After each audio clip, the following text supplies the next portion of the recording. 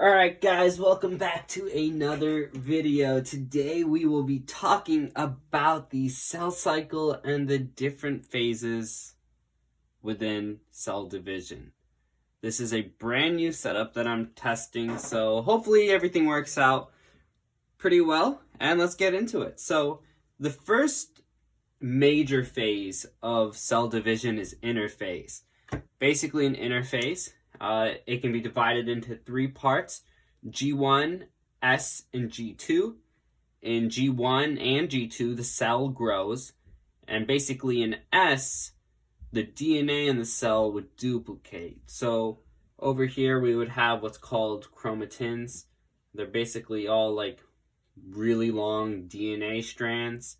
And right here we would have what's called the centrosomes, and they'll play a little part later on. So basically the key concepts in this phase would be that the cell grows, and this is where DNA is replicated. Those are the key takeaways for this phase. The next phase is prophase.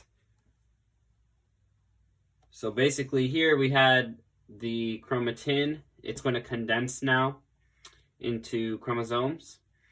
And basically the centrosomes that we have here, I want to start creating mitotic spindles, like spindle fibers basically. And these will play a great role in dividing these chromosomes later on. So basically the key takeaways here is that chromosomes become visible, and that the mitotic spindle begins to form.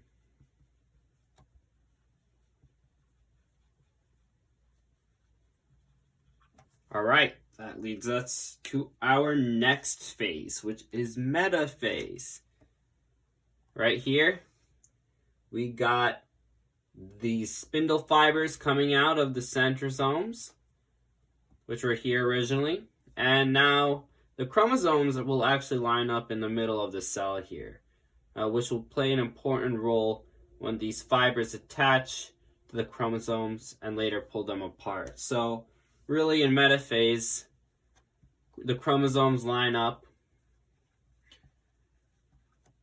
in the middle,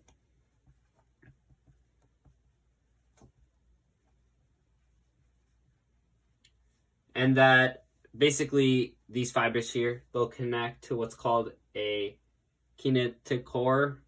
I know I'm pronouncing that wrong. I slaughtered that name. But basically that's what's right in the middle of these chromosomes here. So we'll just say that the mitotic spindle fibers attach to the chromosomes here.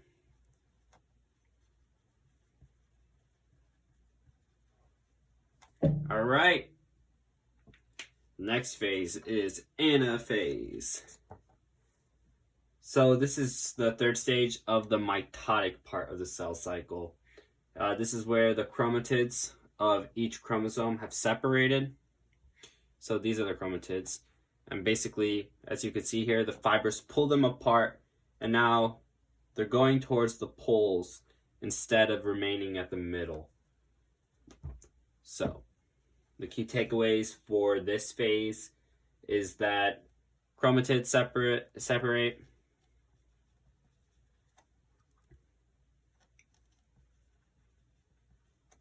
and the chromosomes, or excuse me, actually these aren't chromosomes, they are daughter chromosomes. So the daughter chromosomes start moving to the poles.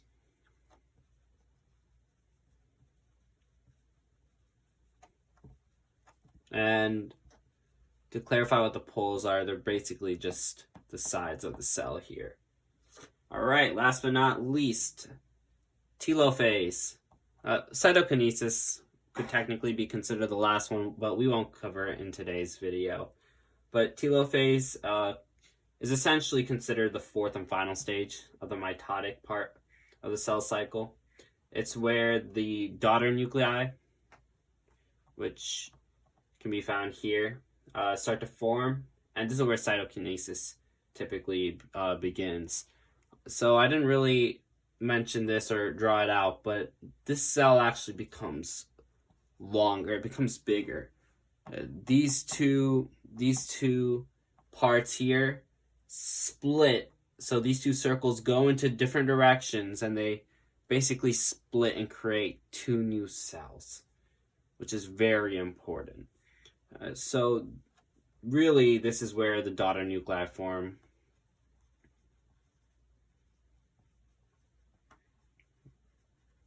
Typically, one cell has one nuclei, so with two, obviously splitting up to have one each.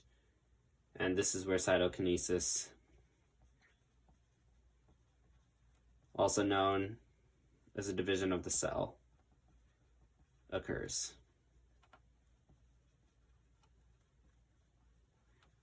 So those are basically the main descriptions of the most important phases here in the cell cycle.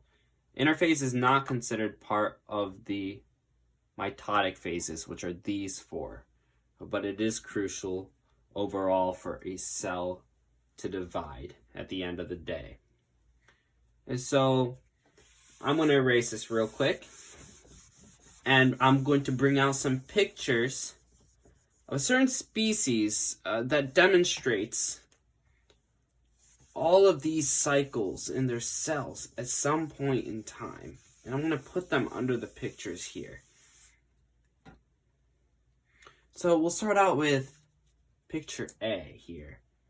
Now, picture A, as we can see that we have these two nuclei splitting apart. So that would go under telophase. B here, we can see the chromatin, basically everything condensing over here. So we would put that under prophase. C, we can see the sister chromatids splitting out, going to the opposite pole. So we're going to put that under anaphase. D, it's the same thing as C, so we'll put this under anaphase.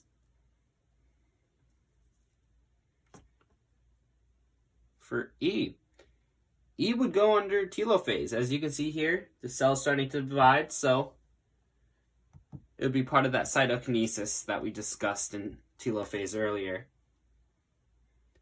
F would go under metaphase, and that's because, as we can see here, everything's lining up in that middle of the cell. So we'll put that under there. G. So as we can see here, everything's starting to condense within the cell. We'll put it under prophase. And typically, when it comes to prophase, they look like little dots, just all concentrated in one area, forming a circle.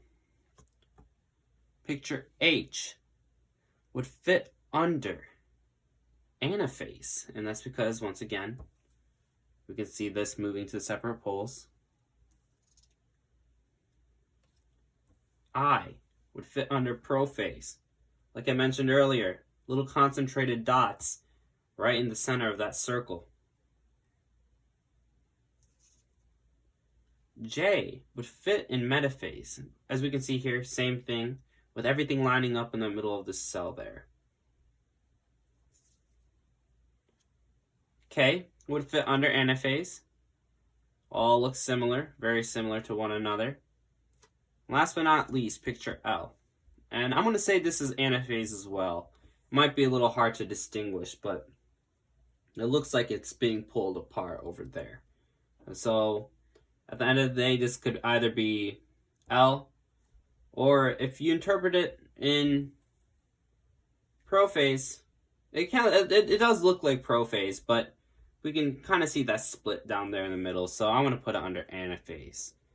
And that's basically it. That's some practice, that's some examples of the different cell cycles and stages. And these are the key concepts for cell division. So hope you guys enjoyed the video. Hope this setup worked really well.